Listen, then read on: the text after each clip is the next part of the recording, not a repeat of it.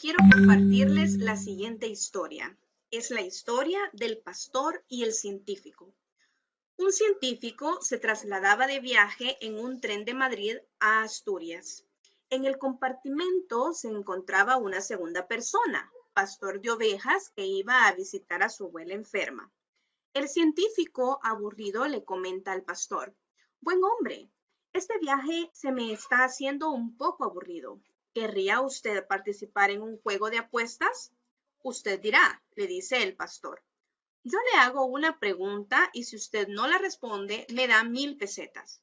Luego usted hace lo propio y si yo no lo respondo, le doy las correspondientes 1000 pesetas. ¿Le parece? El pastor le contesta: Mire, soy una persona de pueblo y no muy culta, y usted se le ve que es una persona inteligente y de ciudad. Estaría en desventaja. El científico le dice: Está bien, haremos otra cosa. Yo le hago una pregunta y si usted no la responde, me da 1000 pesetas. Luego usted hace lo propio y si yo no la respondo, le doy 20.000 pesetas. ¿Le parece? Eso está mejor, dice el pastor. Comienza el científico. ¿Cuál es la combinación química del acero compuesto? El pastor rápidamente mete la mano en su bolsillo y le entrega las 1000 pesetas. Turno del pastor. ¿Cuál es el animal que camina con 3 patas, pero corre con 2? Tras unos minutos de larga espera y pensar, el científico se saca las 20.000 pesetas y se las da al pastor.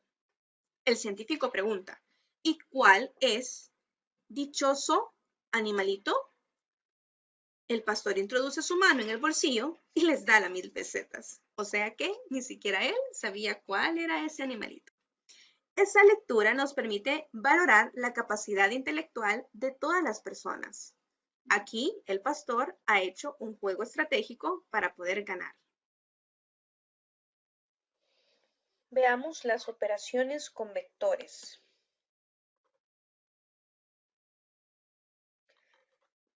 Teniendo los vectores, nosotros podríamos realizar operaciones de suma, de resta, o también podríamos multiplicar nuestro vector por un escalar.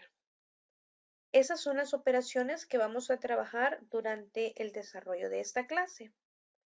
Si tenemos dos vectores, el vector u y el vector v, y los quiero sumar, podría aplicar cualquiera de los métodos de la suma para poder hacerlo. Hay métodos gráficos y dentro de los métodos gráficos hay un método que se llama punta cola, ya que yo puedo ubicar el primer vector en cualquier lugar guardando la medida correspondiente al ángulo que me determina su dirección y a partir de la punta de este vector graficar el siguiente como que este fuera el origen, respetando siempre su dirección, su magnitud y su sentido. Y así podría ubicar infinidad de vectores uno detrás de otro, por eso se llama punta, cola, punta, cola. Yo tendría que aquí colocar la cola del siguiente vector de tal forma que yo tuviera 3 vectores que quisiera sumar. Ahora, el vector resultante va a ser aquel que yo grafique con el origen en el primer vector, en el origen del primer vector, y este termine en la punta del último vector graficado. Entonces, ese vector que tengo yo aquí en rojo sería el vector resultante de realizar la operación suma de los vectores u y v. Ahora, si observamos aquí yo tengo el vector a, b y aquí tengo el vector ba. Lo que cambia es la dirección o el sentido, mejor dicho, hacia donde van estos vectores. Quiere decir que, como van en sentido contrario, estos vectores son opuestos.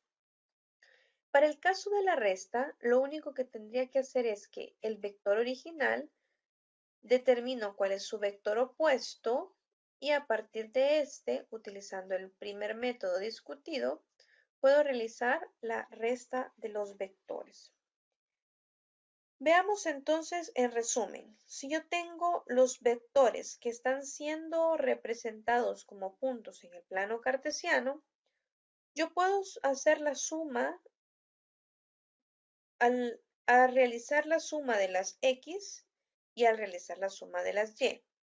Yo puedo realizar la resta de los vectores al tener una diferencia en las x y al calcular la diferencia en las y. Y para poder determinar la multiplicación de un escalar con mi vector, yo voy a multiplicar ese escalar por cada componente del par ordenado que representa mi vector. Veamos qué pasa con la suma de vectores a partir de sus coordenadas. Entonces, nosotros tenemos el vector a sub 1, a sub 2 y el vector 2, b sub 1, b sub 2. Ahora, para hacer la suma de estos vectores, simple y sencillamente hago la suma de las componentes en x, que serían a sub 1 más b sub 1, y la componente en y, que sería b sub a sub 2 más b sub 2. Ejemplo, aquí tengo el par ordenado 3, menos 4, que quiere ser sumado con el par ordenado 2,7. Entonces, cuando yo sume, me va a dar 5, y cuando sume aquí, me va a dar 3 positivo. Este sería el par ordenado del vector resultante de realizar la suma de estos dos vectores. Y ya con esto yo puedo determinar cuál es la magnitud, cuál es la dirección y cuál es el sentido. Ahora, el siguiente también es otro ejemplo, solamente que aquí, como el 5 y el menos 5 son magnitudes opuestas, se van a disminuir a tener aquí un 0, ¿verdad? Y los otros dos valores, pues me va a determinar que es un 2. Ahora, me pide que determine las coordenadas del vector que resulta al efectuar la suma de A, B, C. Tengo que hacer el vector A más el vector B más el vector C. Y me pide que calcule el dicho módulo. Entonces, yo lo que tendría que hacer es primero la sumatoria. Menos 3 más 4 quintos más 0.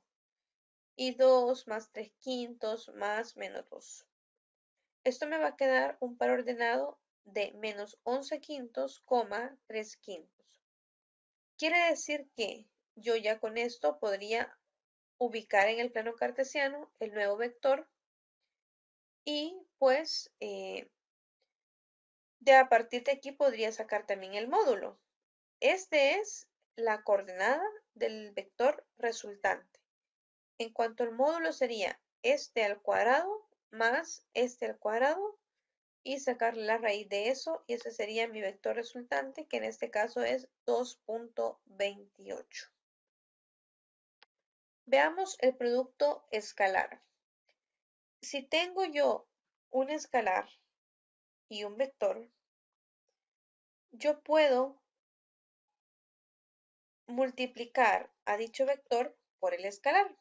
Y aquí teníamos algunos ejemplos. En el caso de que tenemos esta coordenada y nos pide hacer 3a menos 2a y a, o en este caso 2a, yo tendría que, antes de hacer el ejercicio, trazar los vectores que me están dando.